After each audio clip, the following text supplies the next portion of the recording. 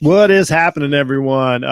Big night here for college football fans around the country. I love it. I never get tired of this. The playoff rankings just came out, the whole entire top 25. And I got my man, Rob Cruz from Football and Chill podcast, part of the Off the Ball Network, to join me tonight. And we're going to give you our reactions to the top 25, what they got right, what they got wrong. Pass to the playoffs. I do my own, top 10 every week, and I'll kind of get into that and explain how I do mine compared to theirs. Basically, mine is not worried about TV ratings is the biggest difference you'll see. So, Rob, how are you? I'm good, Jeff. How are you? Good. I know that's a loaded question, man. You've been dealing with some stuff, but I'm glad to be on with you tonight, man. Me and you have never got to do a solo show, so this is really fantastic. Right, we haven't. It's gonna be fun. Yeah, first of all, everybody, we're both doing a lot of stuff on the offtheballnetwork.com. Rob writes great articles, weekly, if not more than that. He's, doing a really good job. And he's, I don't know, man, me and him's been it's been like 9 months in the making for us just to do a show, man. It's crazy to think that we probably lived about, 20 minutes max from each other. Right. Just a few years ago. That's probably why you know so much about football. That would be my guess. So, Rob's kind of he's one of our football gurus. He's an all sports guy like the rest of us, but he's a football guy for sure. So we'll get started here, man. The ratings just came out. They went 25 through 1, and so we'll start into the surprises and everything. So I'll put them up here. I got a screen share here. Let me get it going. I'm scrambling here, everybody. I promise. We watch the ratings just like you. Had to make some graphics and get things going. So be patient with us. And there we go. So we'll put those up real quick, and then we'll get some reaction here. How about that? So this is tonight's rankings. Just came out less than an hour ago. So you know what? Let's just jump into this, Rob. What jumped out at you in the top 25? Just what jumped off the page? Why is Georgia so high? Okay. Georgia at number 9, really? I know ESPN loves the SEC, but come on. Yeah, Daniels had one good game. Yeah, one good game. They got rolled by Bama, which everybody does, but still, if you're going to count that, so. I guess and not because I'm an Ohio State fan. Everybody, I do the Buckeye remix. Everybody knows I'm a State fan. Mm-hmm. But to argue that, so the Buckeyes dropped, by winning the top 10 team, and yet, so Georgia essentially with a couple losses is 5 spots below. And now I'm not saying if they played on a neutral field, but that's not how college football works. We both know that it goes right. It goes by your record. So yeah, that one there. And so to me, there was a couple, and I'm a playoff guy, which obviously I root for the Buckeyes, so I kind of look up higher than I need to. Wisconsin still being at 16, I don't really know what if you're going to have BYU at 14 after everything they've done to prove themselves this year, and then you're going to have Wisconsin at 16 and losing to a team that. I don't know. Northwestern's really good. So Wisconsin beats Michigan, but I think BYU beats Michigan right now that week. So, to have Wisconsin, they've only played 3 games and they've lost 1 of them. And to have them at 16, I thought was a little high, but I really don't care much about that because I think it's irrelevant in the playoff. I mean, it's a miracle they can't get the playoff hunt. Let's put it that. I think I might have even heard they got this week's game canceled. So not even sure if they're going to have enough games to make it. And then it was nice to see Coastal Carolina up there. Good for them. That's ridiculously high ranking for a team from Myrtle Beach. So proud of them. I think we both know. I guess I'll ask you: do they have any shot? They're undefeated. They have any shot of making playoffs? No. I don't want to put words in your mouth, but they don't, right?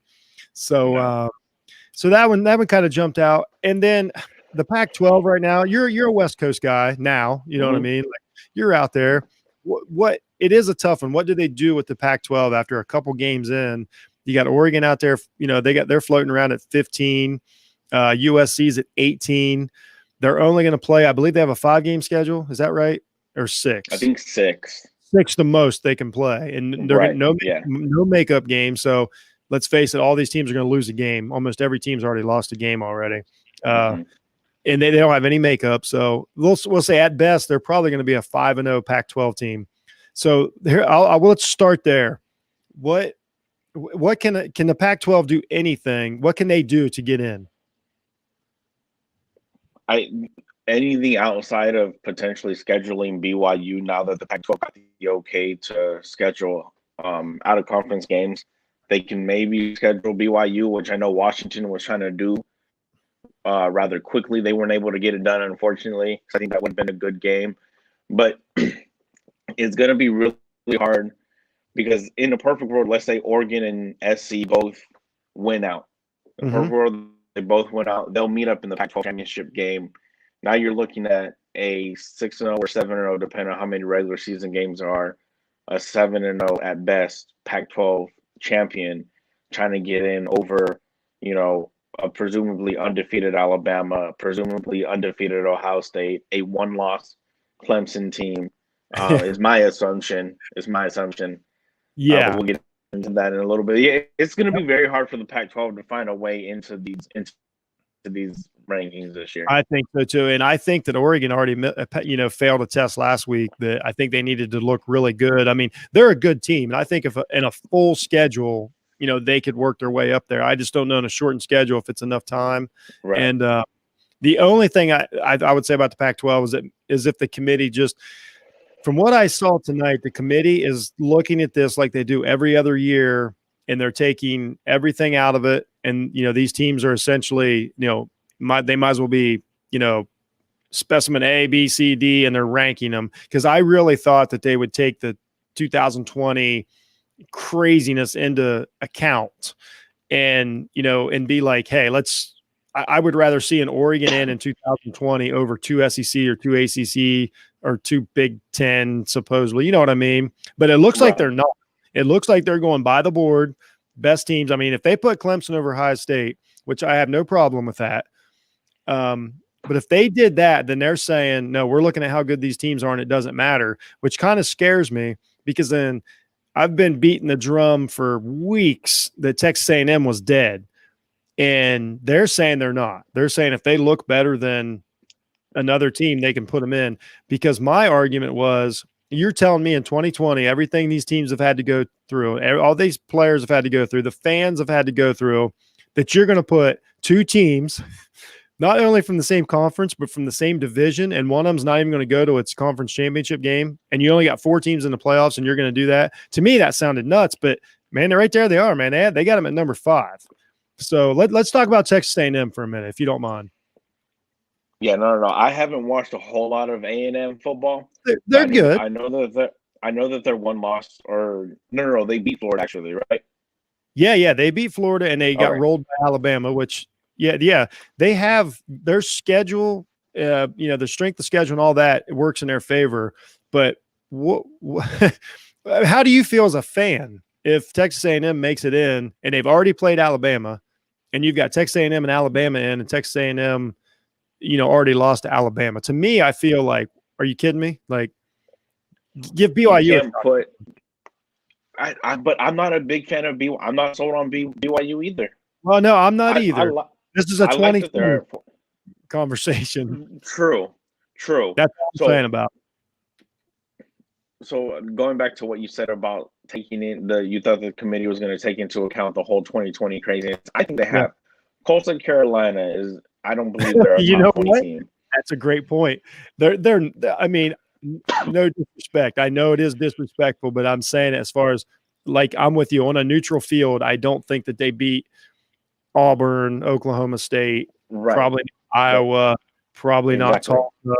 So that's a good point. So I think, in Cincinnati at 7, I don't know in a normal year. See, Cincinnati, I've been saying this all year in my rankings. Cincinnati didn't get to show themselves against a Power 5, but they also didn't have to play one. They didn't have to take a loss to Ohio State like they did last year. That's huge. I agree 100%. And that's one thing I've been harping on so much over the last couple of weeks is, as I even tweeted, and I think you responded and said you didn't agree, that I don't hold this college football season with very much weight at all, because we have teams like Coastal Carolina. Oh, you kicked me out. Sorry about because that. we have teams like no problem. You got teams like Coastal Carolina at 20. You got somebody like BYU who, yes, they've looked good in their games, but who have they played realistically? They haven't really. Right. They played Texas State and Alabama A&M and a few other gimme games. And Cincinnati being a top 10 team, I think in a normal non-COVID season, Cincinnati would have had to play Ohio State and they would have got steamrolled. I'm not saying they wouldn't be in the top 25. They probably, Yeah, because that I would agree. have been one of their first 2 games, and then they would have rallied off all their wins after that. And they have looked good. I'm going to say that they're just a Oh yeah. garbage team. Their defense is very stout. What Luke Fickle's doing in Cincinnati is very good, and I don't believe he's going to be the coach in Cincinnati next season. He's No, going to a Power 5 school next year. yes, and I'm afraid it's going to be in the Big Ten myself, but we'll see. Oh no, and if you remember what I said in your tweet though, is as a Buckeye fan, I think it holds a lot of weight. You take that, hey, everything you said right there is totally true, and I totally agree, except for if it's Ohio State, I'm counting it. So it's total hypocritical when it comes to college football. But I do agree with what you're saying. It's not a normal, like just like we talked about Oregon. Oregon may not have a chance to play for it, and they've got a really good team. But then you also have teams like, okay, you know what? Here we go. Let's talk about Northwestern. You know what? Let's put a little graphic up here. I've made some banners. We might as well show them off. We're in the wrong section here. So Northwestern. I understand they look good against the Big Ten teams they played, and there's nothing wrong with being undefeated. Just like you said, if this is last year, I don't think Northwestern has climbed up to 8 yet. That is really high for that team. I mean, 8 is that's lofty. I mean, that you're a good team if you're at 8. I don't know that Northwestern, like if we're going to look at it like the way they're showing us here, I don't know if Northwestern is better than. I don't think they're better than Indiana. I don't think they're better than Miami. I think Oklahoma beats them. Like if we're going by what the committee's telling us, I think BYU is going to be a better team when it's all said and done than Northwestern. I don't think they want to play Oregon, but we did see them beat Wisconsin. So I thought that was one that jumped out. I think throwing Northwestern in at 8 really, really struck me. But it takes care of itself because it doesn't matter where Northwestern's ranked. If they're undefeated, they go to the playoffs. Assuming Ohio State, doesn't take 2 losses, even a 1 loss. Ohio State, Northwestern beats them and wins out, they're going to the playoffs. So regardless of where Northwestern is right now, they control their own fate. So I kind of marked some of those down. Let me run these by you real quick here. So as far as controlling your own, I hate to say destiny because that's not the right term, controlling their own path to the playoffs, I got Bama, of course. We know if Bama wins out, they're in. Absolutely. Notre Dame wins out, they're in. Same with Clemson. Whoever wins that game is in for sure. OSU wins out, they're in. I don't think Texas A&M is in that category.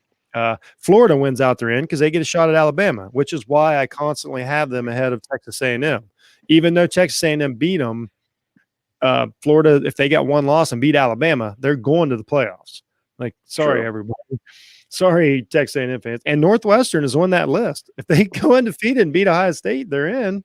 And then that's all I have for the control their own thing. Only 6 teams really, are in charge of their own path. So unless you think somebody else is, you tell me. I think potentially North Carolina because they have a big game against Notre Dame coming up. You know what? Knock off Notre Dame. Thank you for bringing that up because I have overlooked that all week, and that would be ginormous for them. And then they could. I haven't looked at the standings. Can they get a shot at Clemson if they beat Notre Dame? I don't know if they can work because it's ACC is taking the top 2 teams. There's not divisions this year, so I think there's not divisions this year. No, I don't believe so. I believe it's just the top 2 teams out of whatever played this year, 10 or 12 teams. I don't think there's divisions. We can let me look up the standings here. Let's see if we're clear on that because you could be on to something. I'll stop the screen share here. Yeah, everybody's just this is what it looks like behind the scenes, everybody. It's madness. So yeah, we'll take a look here. I got a new tab. We'll look at the ACC standings. I'm pretty sure that this weird year that that it goes by the top two teams. So I don't know if North Carolina. So there we go. It just, yeah. See, I don't think there's sides to the conference, but let's look here. I think I'm wrong. I really do. But however, if from right now what I'm looking at, it's all just one conference, there's no divisions. North Carolina has games against Notre Dame and Miami. Oh, okay, that is huge. Oh, wow. So you've brought up if they beat both. So if they beat both teams, that puts them in the ACC championship game, and if somehow, some way, they're able to beat North Carolina. It's still going to be hard being a 2-loss team, especially being a 2-loss North Carolina team. They're not dead. They're not dead. I like that. They're not completely dead. Couch Coach Lai would love that. He's somewhere. He's smiling somewhere, getting ready for his show. I can tell you that. That's interesting. And I like that North Carolina team. So we'll know after this weekend. They'll get their shot at Notre Dame. And I also put that down as that's a good win for Notre Dame. I mean, that just solidifies where they're at. If they beat North Carolina, right, like they are locked into that 2 spot until they play Clemson, and then whatever happens after that. Right. For sure. I like that. Let's see here. So let's look at what's some other ones here. Let's look at so let's see. Let's put that back up. I know it's confusing here, man. We're on the fly. Like Iowa State, I don't know what to make of them at 13. I know they're having a good season in the Big 12, but I don't know where they can really go from there. I don't know how high they can climb. I think they're just kind of stuck there. I think they should be happy to be 13, and they're having a good season. I don't see any path for them or Oklahoma to climb in there because of the things you said about North Carolina. Those two teams don't have.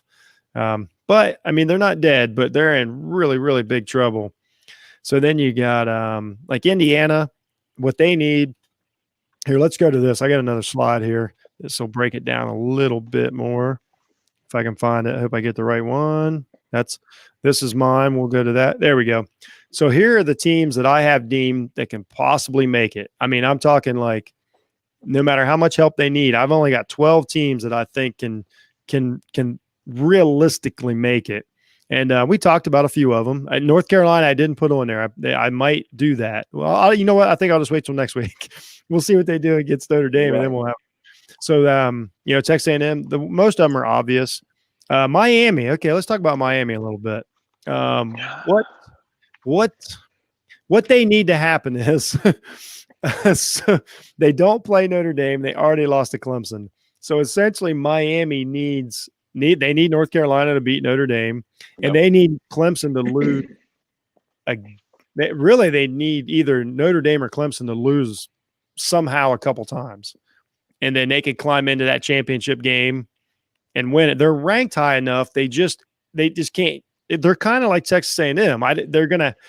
The committee would have to look at them and jump them at the last minute, and I don't know if they're that good. And I just don't know. When I looked at Clemson, let's see here. So I looked at Clemson's remaining schedule: Pitt, Virginia Tech, who could give them a problem, and then they got the ACC championship game. And then I looked at Notre Dame. They got the UNC game, which I circled because that's points for Notre Dame. They got North Carolina State, Wake Forest. Those teams aren't pushovers anymore, so they're actually good wins for Notre Dame. Notre Dame could.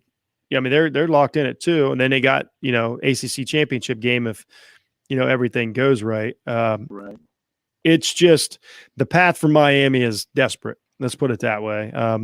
As good as they are, I'm not sure. I don't know if I see it. Because it all comes down to what happens this Saturday with North Carolina and Notre Dame. Oh, yeah, that's North Carolina is able to beat them, and then Miami's able to turn around and beat North Carolina. That puts them in the driver's seat for the ACC title game against Clemson. Yeah, you're right. They have an outside chance. Will it happen? I don't think so because I don't see Notre Dame I don't see North Carolina beating Notre Dame this weekend. But you never know. Well, that's like if you look at here, and then you may start looking at logistics. Like Alabama, assuming they don't lose before the title game, they're not falling out. They lose the title game, they're still in. That's just a plain and simple. So then that's when we start. And what I said earlier is if Clemson and Florida win that title game, assuming there's no losses before that, then that's when it's going to be Armageddon, because Florida's in, Alabama's in, Clemson's in, and then you're going to have a one-loss Notre Dame with one of the best schedule in the country. That's when you're going to have some. That's when you really got some problems, And then let's assume Ohio State's already won out, or whoever the Big Ten is went undefeated. So now those 3 spots are guaranteed. So then now you've got. Do you put Alabama in? Do you? That's when it's going to be a mess, and then that eliminates. I mean, your Cincinnati's, your Miami's for sure. Your BYU's, Oregon's, they have 0 chance if Alabama loses that game. They're out, like plain and simple. They're all Alabama fans right now. They need that to keep rolling, because then you eliminate Florida, because they'll have 2 losses. Right. I think the most chaos I can see happening is everything staying, the top 4 staying as it is. Alabama wins out. Clemson beats Notre Dame in a very, very close game, and Ohio State wins out. Because if you're looking at the close Notre game, Dame losing in a super close game where they prove they are one of the top 4 teams in the country, they can just flip, and both teams can still get in. Yep. And so now you have, you have that 1 spot left. And then, so that's when we talked about A&M. Like I have been like, oh, they'll never do that with A&M and put them in. I mean, they're the same division. That drives me crazy, but I'm not saying they're not a better team. Sometimes it is what it is. And then, so then that's when you start having the argument. Okay, let's say in your chaos scenario, I like this. So at this point, we would have Florida out of it with 2 losses.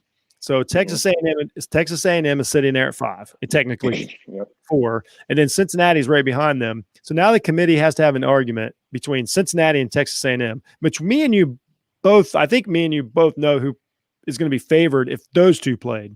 I mean, Texas A&M is probably a better team, but Texas A&M already lost to Alabama earlier in the year. So what do you think they do? Do you think they put the second SEC team in, or do you think they give Cincinnati a shot? I think they keep the second SEC team in. I do too. I really do. And I felt bad to say it about Cincinnati, but again, I'm not sold on them. I don't think they're a top 10 team. They're definitely not a top 4 team, and I don't think they're a top 10 team either. Yeah. I think that but the committee does. So that's what we're talking. Like, I agree with you. We also have to take into account that Cincinnati has potentially 2 games against Tulsa. They play them in the regular season, and Tulsa, they'll most likely meet up in the AAC Conference Championship game. AAC, yeah.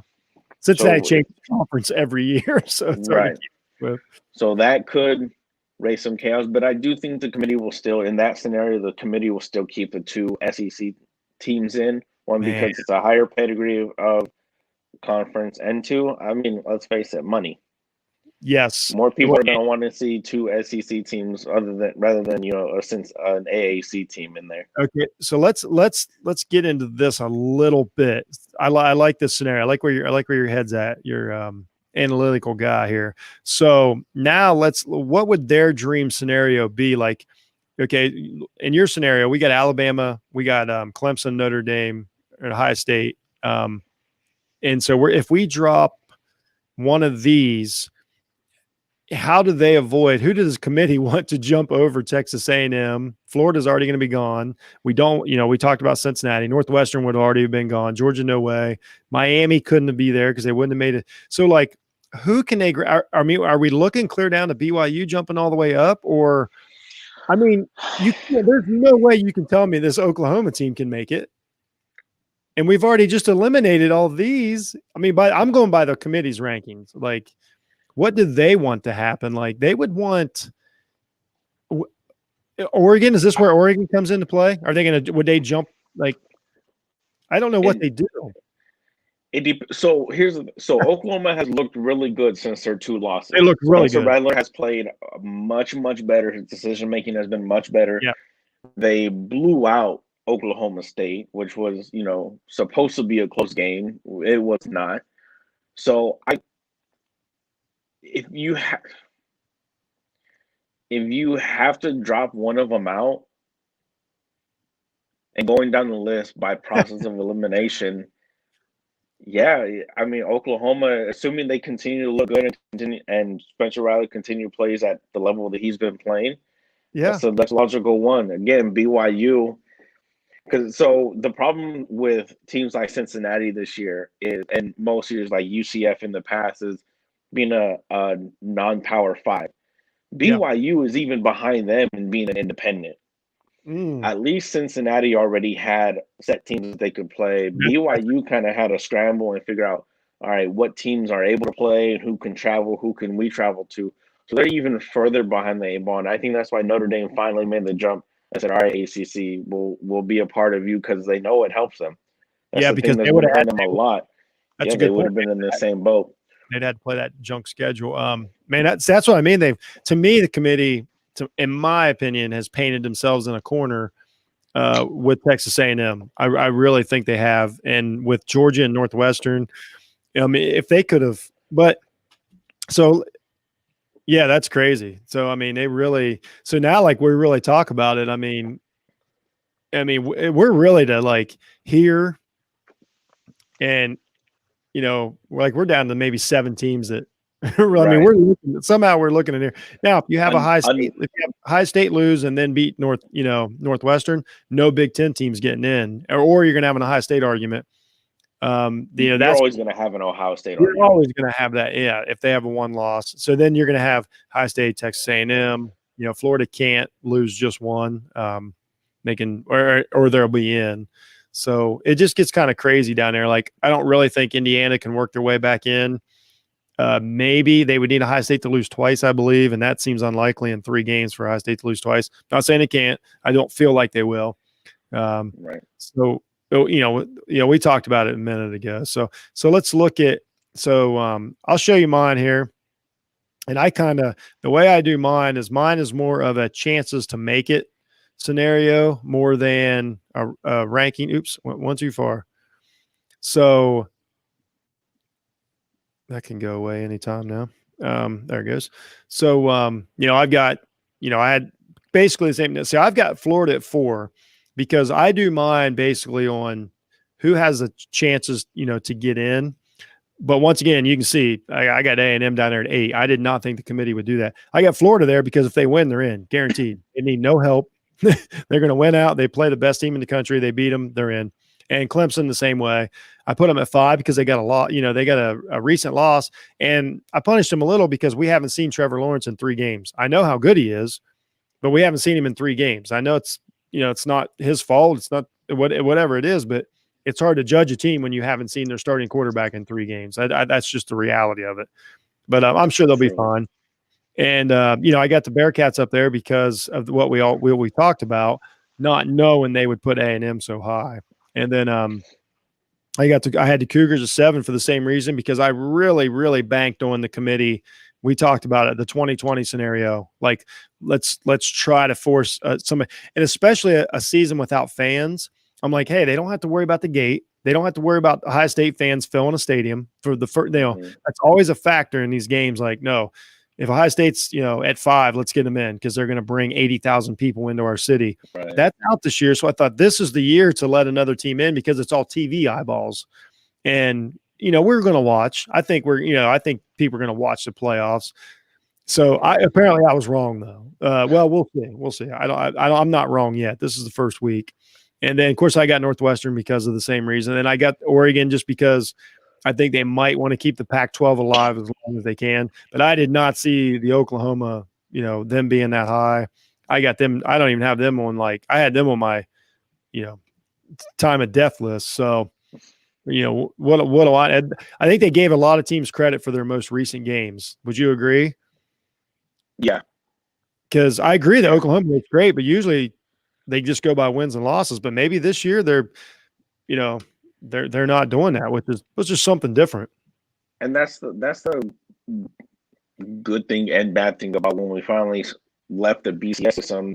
Everybody wanted a playoff system and a playoff committee because you have that human element. And now a lot of people, us included, are arguing about the human element. saying, Yeah, do you even watch the games? And I'm sure they do watch the games. They don't watch them all live. I'm sure they go back and rewatch them, sure. but I'm sure they're still watching the game. Oh yeah, I So think so. I understand Obviously. people's frustration and why they're so upset that BYU was so low. But being realistic, if we look at BYU's schedule, they played, they started off with Navy, Troy, Louisiana Tech, University of Texas in San Antonio, Houston, Texas I'm not State, laughing at who you, has BYU. I'm with you. Texas State, Western Kentucky. The biggest name that they played is probably Boise, and I think they were on their third string quarterback when they played them.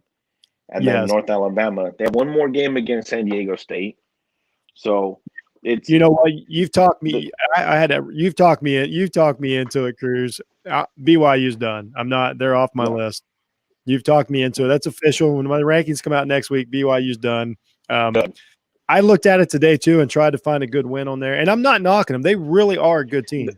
It's not their They're fault. winning by huge margins, with the Oh yeah, exception of they're great. the UTSA But game. They're winning by huge margins. But when we talk football, and I know you're an on the field reality X's and O's guys, we both know that not playing against big time Power Five defensive and offensive lines and secondaries, you don't get as many injuries, you don't get wore out. It's a whole different ball game. Like if Ohio Right. State played that schedule, yeah, at the end of the year they'd be really healthy. I mean, there is something to that. You cannot take out of you can't take that out of the equation. Like you can't look at point differential, and that's what a lot of people are doing. And like, no, you got to factor in like that Indiana game that Ohio State played the other day was harder than any game that BYU will play this year. And you take Absolutely. injuries and you take hits and or whatever. Like Alabama played Texas A&M. I don't care how bad they beat them. That you still got to hit. Like these are grown men, NFL players, and you're risking injury and you're dinged up, and that's a huge factor when you talk about these schedules. So yeah, you've talked me into it, man. They're off the 12. They're not in the 12 anymore. I don't see it. But they're good. I mean, I'll watch the bowl game, and I hope they They are play against an right. SEC team, and we'll see what happens. I'm totally for it. Like I'm a college football fan. I'll watch everything. Right. So before we get out of here, give me your guess. What is the final four going to be? And you can give me the reasons or whatever. It'll be Alabama 1 because I believe they're going to win out. They've looked too good this year. Clemson at 2. Great. I think Clemson at 2. You got Clemson beating Notre Dame, I assume. Yes, because Notre Dame beat them in 2 overtimes with no Trevor Lawrence. Right. And no disrespect to DJ. I don't know how to pronounce his last name. Oh man, only I can do it when I concentrate, but I don't want to disrespect him. Right, not like this. He was great at Matter Day. I loved watching him in high school, or not Matter Day. Oh yeah, he's never going to see this. He went to St. John Bosco's. Yeah. He's never going to see this, but in the chance he does, I sincerely apologize. I would never mean to disrespect you like that. He went to St. John Bosco's. He was great in high school. He played great in that game. Oh, he's awesome. But here's what I'll say real quick to remind people about that game who haven't watched every show. You're right on it. I just want to reiterate that when you look at his stats, a lot of people say, well, they look just like Lawrence's. But if you look at the drive chart, I think they settled for 5 field goals that night, and he pitched a defensive touchdown. Trevor Lawrence doesn't do that. And you're talking a game that went double overtime. If 2 of those are converted to touchdowns instead of field goals, that's 8 points, and we don't go into overtime. And if he doesn't fumble, there's another 7. You got a 15-point swing because of the quarterback. And he's great, and he's probably going to be in the playoffs next year. But you are 100% right. That is Notre Dame played great, but the Trevor Lawrence was a huge difference. Don't just look at the yards, people, and think that there wasn't a difference. Right. There was an actual game played. I'm going to say Ohio State 3 and Notre Dame 4. Because I still think Notre Dame is still a good team. I just think that that ACC title game is going to be close. And Notre Dame's going to make a case that they are one of the best 4 teams in the country. So I think Notre Dame and Notre Dame's going to fall to 4, OSU up to 3, and Clemson stays at 2. And I think this is the committee and college football and ESPN's perfect. This is their 4 that they want. They want this to happen, just like you. This would be, I mean, it'd be great. Okay, so actually, this is the one we had, what, 3 years ago, right? Or no, it didn't make it. It was Oklahoma made it, and Oklahoma and Notre Dame went that year. It wasn't Ohio State. Notre Dame was. So I'll pin you down on this one. Who's the 5th team? Who's the odd man out? What's the biggest argument going to be? A&M? Is it Cincinnati? I think it's going to end up being Cincinnati. You think they're going to wind up 5? I think they're going to win out. I think they're going to beat Tulsa both times, and they're going to be left out just on basis of playing in the AAC.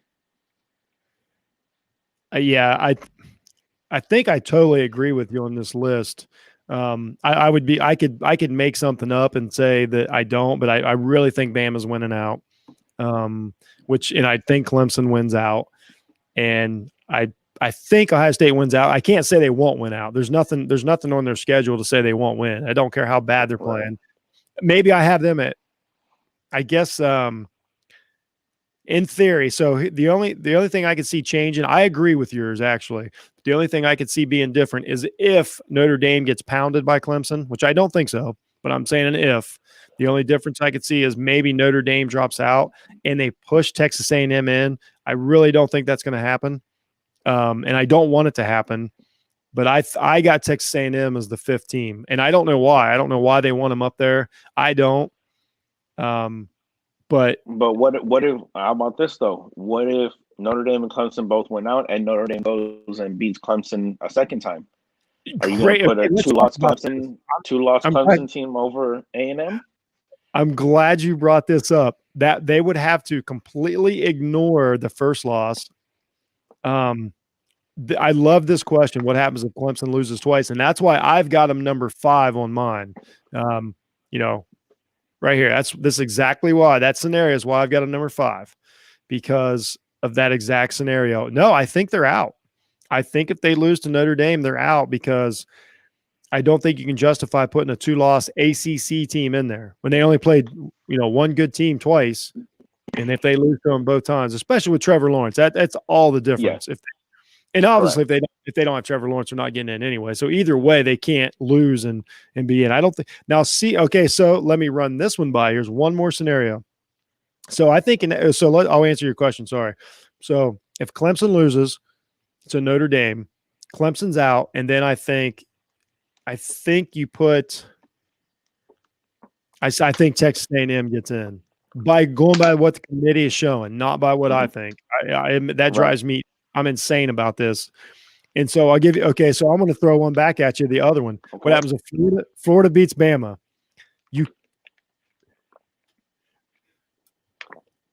I don't even think it matters how they beat them. I don't care if they beat them. So Florida beats Bama. And it's not controversial. Like, it's a solid beating. We'll say 14 points, everybody's healthy. 10 points, everybody's healthy.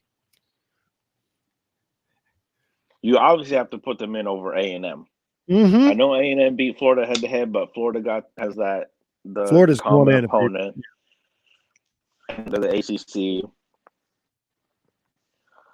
And it's all going to come down to what happens in the ACC title game. Who wins and how badly they win. Right. Okay, so let's do this. Well, I think we know the answer, but Clemson and Florida both win. So you got Bama and Notre Dame for the 4th spot. We're all assuming the Buckeyes are in, which is probably irresponsible. We'll go through that scenario. We'll do the Big Ten scenario next. How about that? Okay. But because I think we're assuming it's going to be Northwestern, Ohio State. So if we just say Big Ten, it kind of takes care of that spot, right? True. Unless you think Northwestern will lose before that. I don't have any idea of how good they are. So we'll say a Big Ten team's in. And then, let's say that you got to decide between Alabama and Notre Dame. Yeah, Notre Dame's going to have the Clemson win. Bama's going to have every other win. They thumped Georgia. They thumped Texas A&M, played a decent schedule, and they've still got a couple. They got Auburn left. They got number 23 Auburn, I believe. Auburn's 23. That's this week. The Iron Bulls this week. True. So I've got Alabama over Notre Dame. Yeah, I'd agree with that. So now we got Florida, Clemson, Big Ten, and Alabama. So now we've got 2 SEC teams in again. It's so hard to avoid when they put them up that high, man. And that's why they do it. The ESPN loves the SEC, and they want as many SEC teams as possible. If they could put all 4 in, they would. They probably would. They could make it all 4 SEC college football player. They would, absolutely. But here's what I hate. Here's what they do when they do that. And then there's this weird scenario, dude. I'll take you down. You want to talk about chaos? Let's say, I don't know, let's say some reason, like let's say Northwestern loses next week, and then they beat Ohio State in the Big Ten championship game. They're not going to put Northwestern in the playoffs with 1 loss. So now you might have, you could in theory have some weird scenario where you got Florida and Bama with 1 loss and Clemson and Notre Dame with 1 loss. Like you couldn't possibly put just 2 conferences in, but they would be the 4 best teams in the country. Is that insane or what? They would be the 4 highest ranked teams. I mean, you can always make the argument, no matter what happens with Clemson, you made the argument that they're one of the best teams in the country. Yeah. No matter what happens with Ohio State, you can make the argument they're one of the 4 best teams in the country. I just don't think I think if Ohio State loses, they're out. I don't think that they can take a loss. Just because of their schedule. Like, who are you going to pin your hopes on? I guess if Indiana looks great, but I mean, the best team they have left to possibly play is Northwestern Wildcats. Let's just say it out loud. I don't see that putting them in at 1 loss over an SEC team. I just don't see it. And if they lose to one of these teams coming up, it's not going to look pretty. You know what I mean? If they lose to Michigan State, Michigan, Illinois, or Northwestern, it's not a good loss. Like, there's just no way they can take a good loss. Yeah. So I think Big Ten has to win out. But let's say they don't. I mean, all of a sudden you might have 2 conferences have 4 top teams ranked. And then if you throw A&M, that's still there. So now the only thing that can stop it is if you squeeze a Cincinnati up in there. And now you've got, let's say, some combination of Clemson, Notre Dame, Alabama, Cincinnati. What a weird sounding playoff that is. So then would you have to put in an unbeaten Cincinnati over a 1-loss non-conference champion? I guess. I don't know what. I mean, their rankings have said they would. So, yeah, I mean, but how could you, like, let's say Notre Dame loses, you can't drop them below Cincinnati. You can't drop Alabama below Cincinnati. Right. Like, you would literally have to just say, we don't want, just 2 conferences in there, and we're putting Cincinnati in instead of, let's say, Notre Dame. You would just have to say that out loud. There's no reasoning for it other than that. So I mean, but going back to the original point, I think it's Bama, Clemson, Ohio State, and Notre Dame. Yeah. I really do. But then you still have a rematch. I hate rematches in the playoffs. Like, you're going to have you could have, in theory, you could have Notre Dame and Clemson play 3 times this year. 3 times. That's insane. We didn't sign up for this. There's 132 teams, man. You're right. You're absolutely right. But there's no way A&M's getting in unless Alabama loses twice. Right. Because they're going to have to be SEC champions to be able to get in. Yep. It's going to be tough. The committee did paint themselves in a corner this year. They sure did, didn't they? But I will, as critical as I am of them most years, especially for putting Coastal Carolina in there, they do have a very tough job this year.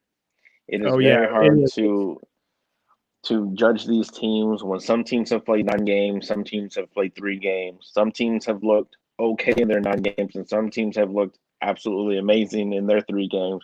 Yeah. So they do have a tough job this year.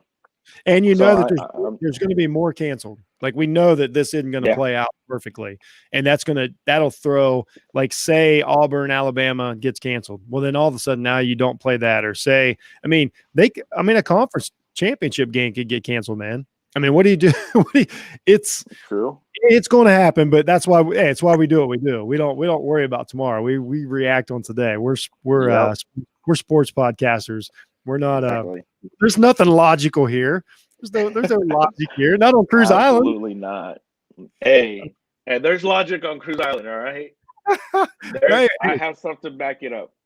Hey, no, you've been on a torrid run lately. I cannot argue with you. You bring up, you're provocative. Your show is provocative. Everybody go check out Cruz's work. His show and his work is provocative. He does not pull any punches. He does not play. He's not play both sides of the fence. Nope. But that's what we love about him. All right, man. I think that was good. How you feel about this? I always feel good about getting on shows. I've been down a couple of weeks, but I feel good. I'm 3 for 3 this week. I did one.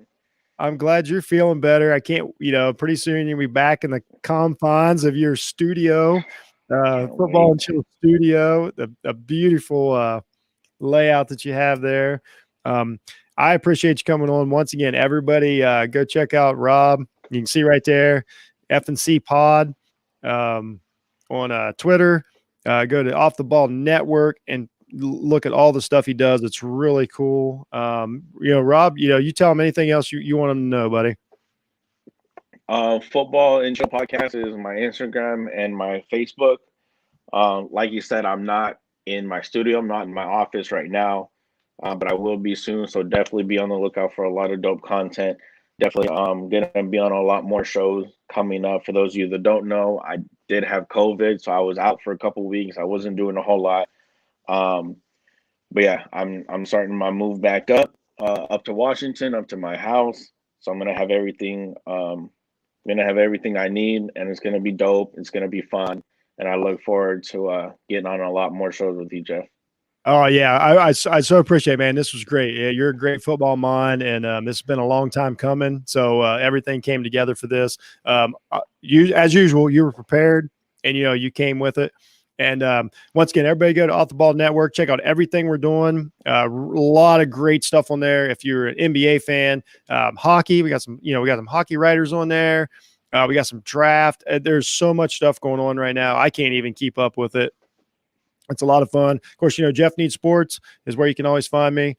And you can always catch us here if you go to the Off the Ball Network Facebook page.